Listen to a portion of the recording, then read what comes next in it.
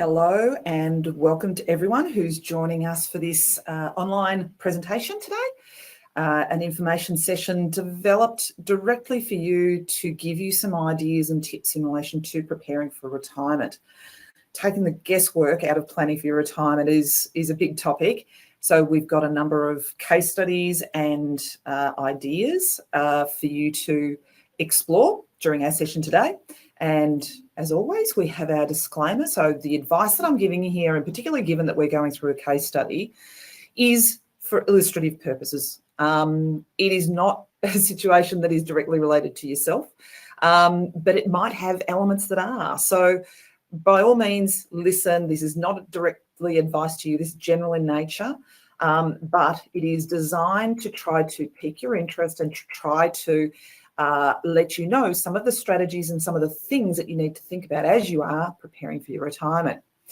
So some of our learning outcomes. So ultimately, I just want you to be able to understand some of these pre-retirement strategies, understanding some of the Centrelink opportunities that may present themselves, in particular where you've got spouses of differing age groups. Even if it's only 2 years difference, it can actually expose some opportunities on the Centrelink front. Understanding how the different strategies interact. So one of the things that makes this really fun is the idea of stacking strategies on top of strategies in order to get you the best outcome. And I guess ultimately what I'm trying to get across in this information session is to really help you to understand the difference between financial planning and investment advice. A lot of people think of financial planning and they just think it's all about telling you where to invest your money. And sure, that's part of it. But the way we think about financial planning, certainly our ethos is that it's strategy first, investment second. The strategies, and what I'll show you here today, is the strategies can really move the needle a lot in relation to what you can achieve, but also in your understanding of what is possible for you in your retirement. So we think that that's where you should always be starting with any of your pre-retirement strategies or even retirement strategies. But it's all a part of it. So what I'm going to take you through today is one case study. And you can see on the slide there, we've got Bruce and Demi. And through their situation, I'm going to explore essentially 8 different potential strategies. Now, not all of these will apply to you. And in fact, I haven't by all means included any and all strategies that are possible, but they're just to illustrate to you what is possible and how a financial planning approach where we're looking at things holistically, we're looking at the tax rules, we're looking at the superannuation rules, we're looking at Centrelink rules, we're trying to understand your cash flow, what your loan situations are. There's all this myriad of variables that we're trying to boil into a pot to actually work out, well, what are the strategies that are going to apply to you that will get you the best outcome and get best traction for you in your circumstances. So let's talk about the case study very quickly. So we've got Bruce and Demi, and you can see there that Bruce and Demi have got about 6.5 years difference between them. That's going to become more relevant, and you'll see the impact of that down the track. Bruce is about to retire. Demi has still been working or will be continuing to work for a period of time, but she's looking to retire. So this is their pre-retirement strategy. They own their home. Yes, they've got a small amount of debt on that, but they've got some money sitting in an offset. So they're effectively debt-free. They've got some good balances in super, particularly with Demi with 1.25 mil. And Bruce actually owns a 1/3 share of a commercial property that he inherited with his siblings. So once again, some of these key elements are things that will come out as we go through the case study. So bottom line is here, they've got net assets of about $3.6 million, but they've got net assets excluding their home and lifestyle assets. And that's the number that we tend to focus on a little bit more, because you can't feed your family off your house. Yes, you don't have to pay rent and all that sort of stuff, but it's your investable assets at the end of the day that are going to then create the lifestyle and the cash flows that you need to be able to retire with and give you that retirement comfort and security. So the 1.83 mil is their non-lifestyle asset base. So that's what we're going to be focusing on throughout this case study. So as I mentioned, so Demi has been working, Bruce has been retired for a while now. She's planning to finish work on the 10th of June 2023. Now, doesn't matter which year, but let's say this is the year just gone. Demi wanted to take her long service leave and annual leave as a lump sum prior to 30 June. She also wanted to use lump sums to pay some super contributions. She wants to pay off the home loan, make some super contributions for Bruce out of some of the excess cash flow that they would have, and then start pensions for both of them out of their superannuation funds so that they could actually fund their retirement income streams. They would then, because Bruce is over 67, they'd be eligible and would apply for the Senior Australians Healthcare Card for him. And they would certainly get the low income healthcare card for her once she's actually through a period of time after she's finished her employment. So that's what she comes to. That's their plan that they've come up with. Now, let me be really clear. This is what they have come to us with. This is not necessarily the best or most effective way to do it. So where we first start is by talking about these things in advance of the date that you are planning to retire, because there are things that we can talk about the timing of your retirement that can be really quite critical. So let's look at strategy 1, for example.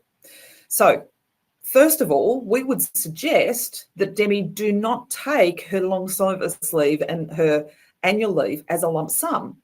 She should have it paid over June or July rather than all in June, purely because the tax implications are far better by having it in the next financial year where she's not already on the top marginal tax rate.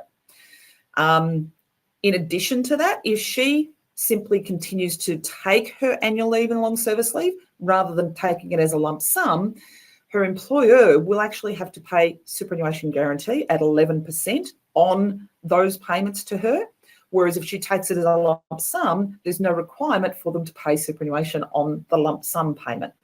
So by simply doing that alone, we may have increased how much is going into super for Demi by about $2,500, and there's tax savings of about $5,800 just purely by looking at that one little element and getting the timing just a little bit different than what their original plan was. So that's a really good start, and what you can start seeing, and one of the things we like to be able to do is look at the strategy, quantify what the benefits are to you, also any risks or downsides of it. But it's really important for us to quantify where the potential tax or superannuation or whatever savings are along the way. Helps us to then prioritise the things that we should do. Okay, so the next one, strategy 2, is actually what contributions to make and when. So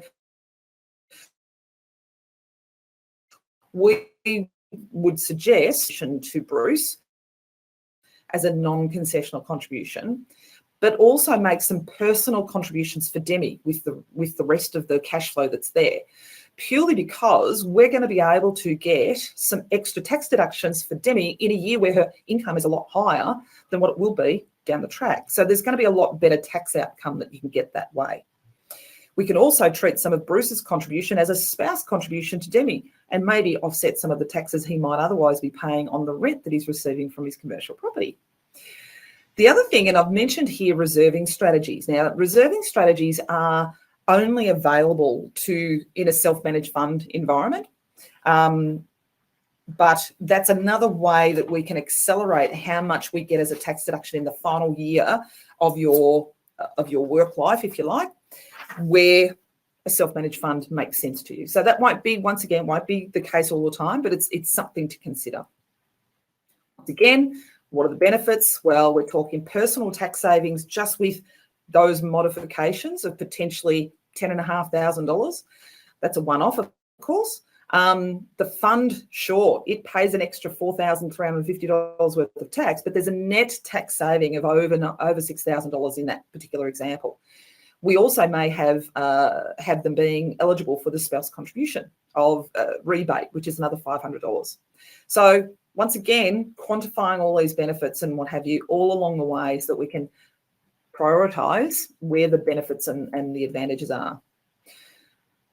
One of their strategies that they wanted to do was to pay off their home loan. Now, this is something where it really is a very personal thing, whether or not you pay off your home loan, because there are other alternatives. There could be leaving $1,000, $2,000 on that home loan balance in order for you to be able to have the ability to redraw that at a later point in time. You never know when you might need some emergency funds.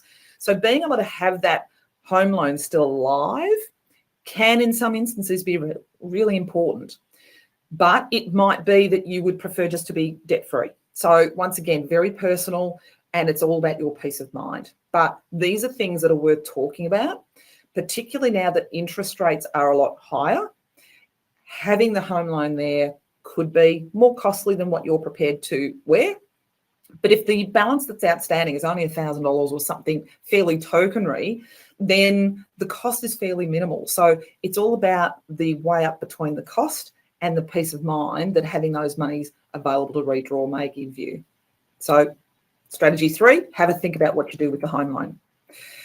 Strategy 4, in specie transfer of assets. Now, in specie is basically a fairly technical term, but it basically means that instead of making a contribution in the form of cash into superannuation, you're making a contribution using assets. Now, those assets could be direct shares that you have in your own portfolio, for example, or it could be, in this instance, we've got the property that he inherited, that Bruce inherited from his parents. He's got a 1/3 share of that property. It might be that we want to have a think about whether we transfer that into superannuation instead of it being in his own name and then him being taxed on the income of that property long term. So some things we need to really think about before we start going down this rabbit hole is we need to think about the capital gains tax implications of this. We need to think about what the stamp duty costs may be. Is there any land tax benefits or disadvantages? Are there any encumbrances on the property? Has one of the other siblings used that property as security for a loan? Any of these things could mean that we are not able to do that, but it's worth exploring.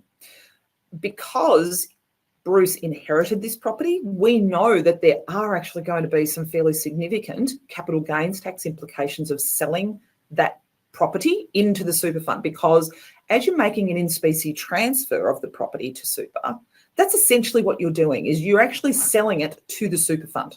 It's just that you're not paying cash for it. So you still have to treat it as though it is a sale by Bruce and that the super fund is purchasing that asset. So it's still 2 separate transactions, even though it's all happening in one go. Now, because he's got some capital gains then on that transaction, we have the potential, because remember that Bruce has been retired for some time, he hasn't made super contributions that he's claimed a tax deduction for several years. So there may be an opportunity for us to use what they call the catch-up contribution rules in order to offset any of the capital gain made on the sale of that property. So in this particular example, the value of us moving the property could be that once we turn the pensions on for Bruce, and Demi, of course, then the rent received would be able to be taxed at a 0 tax rate inside the superannuation fund. Whereas outside the fund, he's paying tax at his marginal tax rate. The second thing is that future capital gains on that property will be capped at a maximum in the super fund of 10%, but it could be as little as 0% once again, depending on when you sell it down the track. So once again, interesting nuance from the perspective of, okay, well, what do we want and how much tax are we going to pay in order to get these benefits? And it's about making that cost-benefit analysis. There could also be the potential to increase the amount of age pension that you're eligible for by thinking about whose name that property goes into the super fund on behalf of. So we'll talk about the central leg elements a little bit later, but these are some of the things that we can think about. Strategy 5, pension and Centrelink. And I know that when we talk about pensions, normally we think about Centrelink benefits, but in the superannuation world, there is a pension that is actually going to be generated from your own superannuation monies. That's what we call a pension. The Centrelink aged pension is what you get from the government. So basically, one of the potential strategies for Demi and Bruce is to not start a pension from Demi's part of the superannuation fund, but instead claim the aged pension for Bruce. Because he is age 67, or he was about to be, he is now eligible to get an aged pension, but you have to satisfy the incomes and the assets test. Now, whilst Demi was working, there was no way they were ever going to satisfy the incomes test. So that wasn't really an option.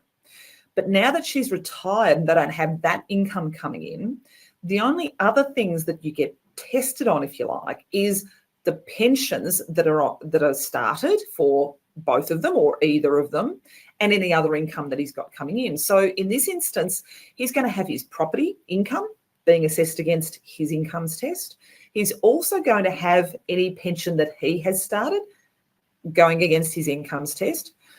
But if Demi doesn't take her pension, then her superannuation and any pension that she may have been eligible for doesn't count towards the assets test. So that may mean that Bruce becomes eligible for some, maybe full pension or a part pension, for the period of time until such time that Demi reaches the age of 67. And then as soon as she turns 67, then all of her assets, even though they're in super, will then count towards the assets test, and then they would probably not be eligible at all. But there is a 7-year period here where they may actually be able to get some of the age pension, whereas otherwise they wouldn't. So in this instance, there is a tax saving inside the fund of about $1,500. There's age pension that Bruce is able to be eligible for of about $9,000 per year. Now, that would actually ramp up as the years go by, as his balance reduces. There's age pension benefits for Bruce of, we estimate those to be about $2,000. Things like discounts on your car rego, discounts on your council rates, things like that. But on the opposite side, there's also less benefit, tax benefit inside the fund, because Demi's account inside the fund is actually going to be still in accumulation mode, which means you're essentially paying tax on the earnings on her part of the fund.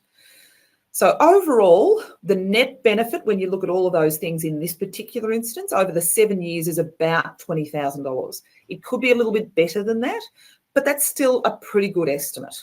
So once again, quantifying these things so that we can weigh up whether it's worthwhile and what combination of these strategies we might adopt. Strategy 6, benefit and recontribution strategies.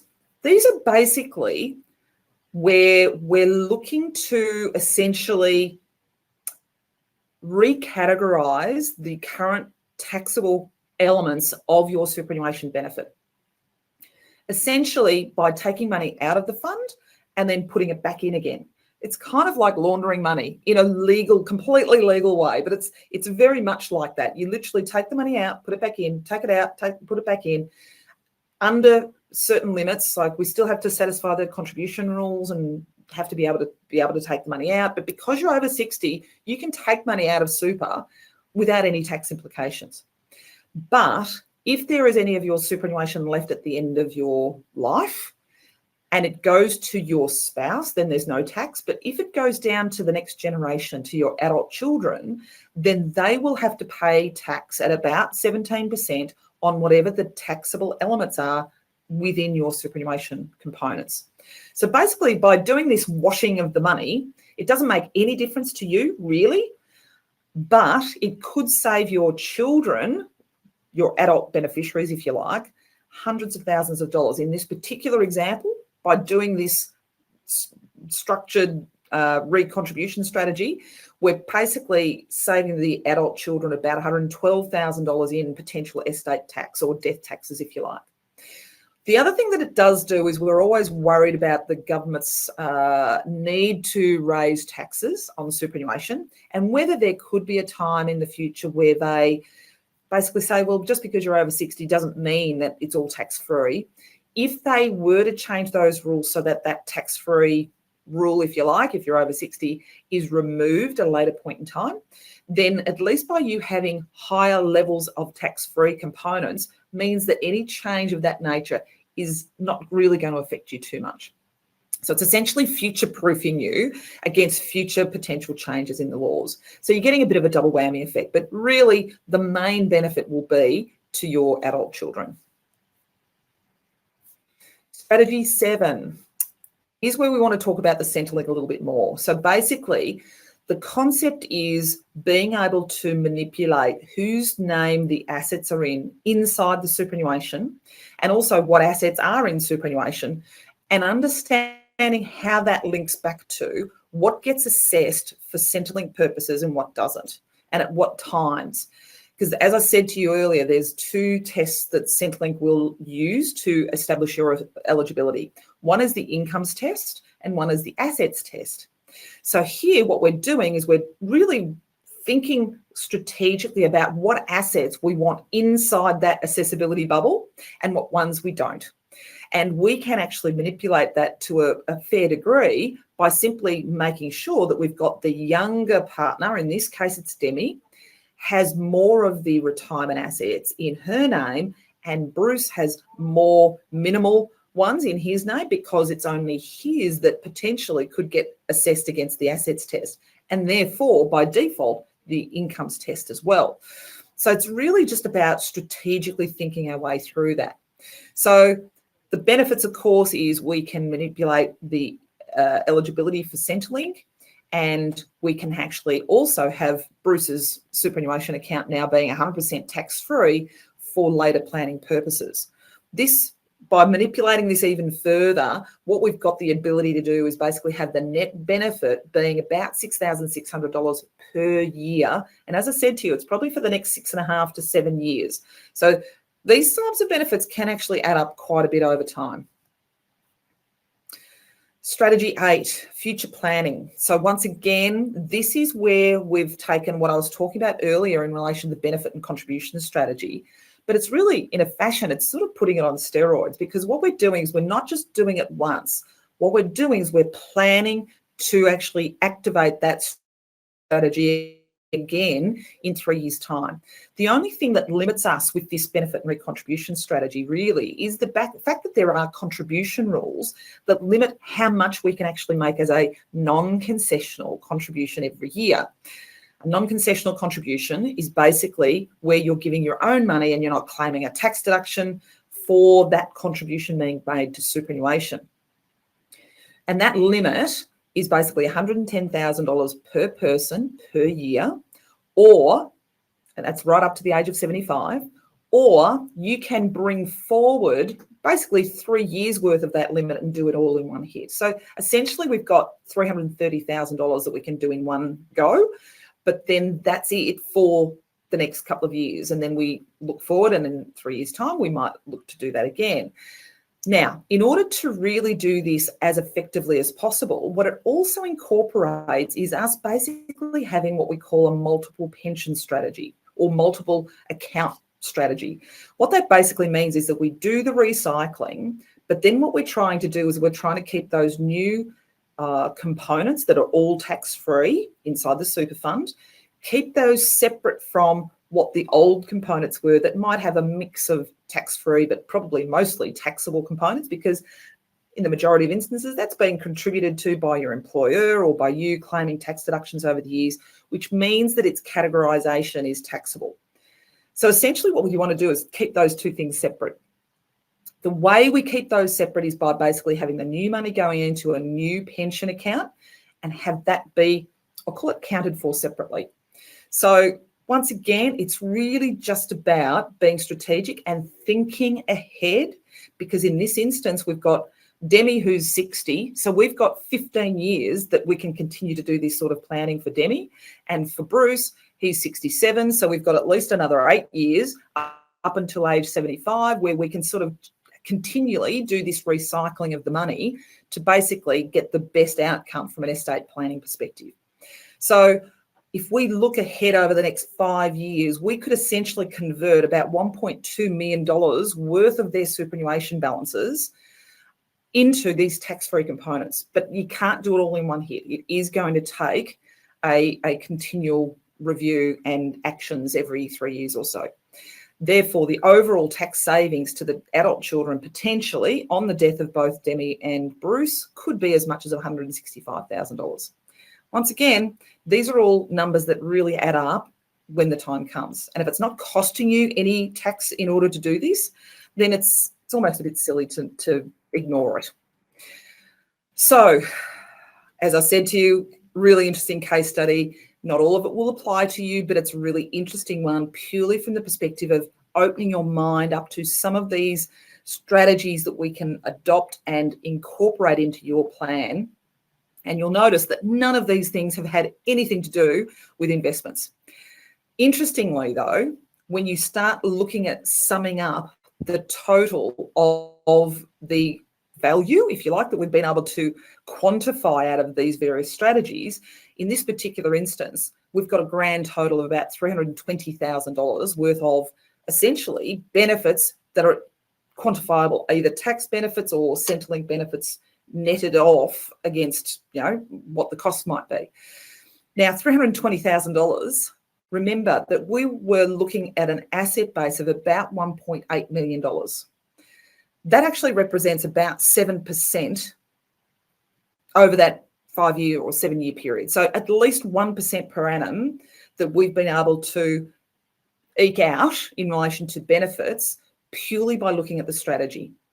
Now, I know that there's some investment advisors out there who can tell you that they can do wonderful things with your investment returns, but this has actually got nothing to do with risk or anything. This is just about being really clever with your strategies and thinking about all the different elements that we can bring together to get you the best result. So, opportunities. What can we think about, and what are some of the things that we've talked about, just to sum up? So once again, getting strategic advice about your retirement is always best to be done before you retire. Then we can talk about things like the timing of your retirement date, timing of different contribution strategies that we might want to adopt, strategies in relation to Centrelink. It might be that that's a few years away for you, but you need to be thinking about these things. And I know as well that the rules are seeming to be changing all the time, but that doesn't mean that we can't be doing things now with a view to having some sort of Centrelink strategy that we might launch into in 2 or 3 years' time when you become eligible. Benefit and recontribution strategies is definitely something that's on the cards for everyone. And now that they've changed the rules that you can actually make contributions to super funds right up to the age of 75, particularly the non-concessional contributions, so they're the ones that you don't claim a tax deduction for, they're the ones that we use in these benefit and recontribution strategies. Because they've extended that up to age 75, it used to be up until 67 and then you had to satisfy a work test. You don't have to now. That means that right up until age 75, we need to be looking actively at these benefit and recontribution strategies for you. And then finally, multiple pension accounts. It sounds onerous. It doesn't have to be. But if that gives you a much better strategy platform, then generally speaking, it's worth it. So we certainly use a lot of those. If you've got a self-managed fund, it's a lot easier to do those multiple pension strategies, but you can actually still do the same sort of thing. There's lots of platforms that we use for superannuation accounts where they have what they call a family discount that we can apply, so that even though you've got multiple accounts, you might have a superannuation account and 2 pension accounts, for example, the fees for the platform or for the super fund get calculated as though you've got one balance. So you're not doubling and tripling up on your platform fees just because we're wanting to do these types of strategies. So there are some really good ways that we can do it and still make it practical to achieve what we want to. How can we help? Well, I think we've talked a little bit about the difference between financial advice and investment advice. And that's not to say that there is anything wrong with people who specialise in the investment advice, but our philosophy is, yes, you need to do that well, and I feel that we do, but the strategy at the front end is actually super important. Don't ignore that part. If you've got any questions, please send them through to the email addresses on the slide there. But you've also got access to the presentation materials. We'll send you out an invitation to re-watch this video so that you can go over it again. It's always good to hear these things more than once often. If you're interested, or if there's some particular element that you're interested in, please feel free to reach out. We have the ability to have a complimentary meeting with one of our team. But absolutely, you should be becoming a part of our Money Smart program and being part of that community where we're getting you information and resources like this as we're going along. Follow us on social media as well, by all means, because we have articles and blogs and things coming through there as well. So that's it for me. The team here is we all have different specializations. We have a special team that just deals with superannuation, but our financial planning team are all full of people that are actually really qualified and highly skilled in a lot of these strategies we've talked about today. So you will be in absolutely good hands. And I look forward to talking to you soon.